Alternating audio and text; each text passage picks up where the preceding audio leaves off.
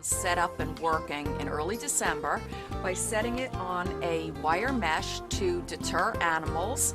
We made weekly deposits of kitchen scraps, always covered with wet leaves.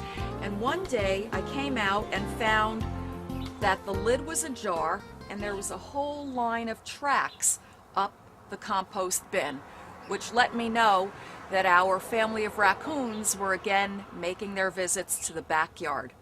So what we did was, got a bungee, just locked it to the back, clipped it to the front, and the bin was secure.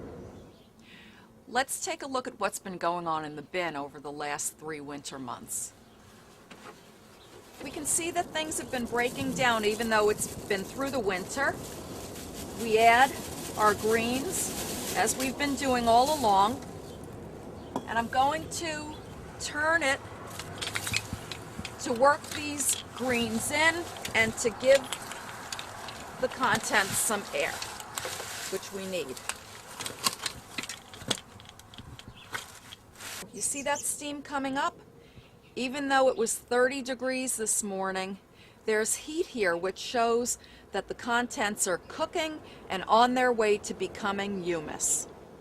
With spring around the corner and thoughts of gardening nearby, I've got a technique that's going to really crank up the heat in the bin to help the breakdown process along.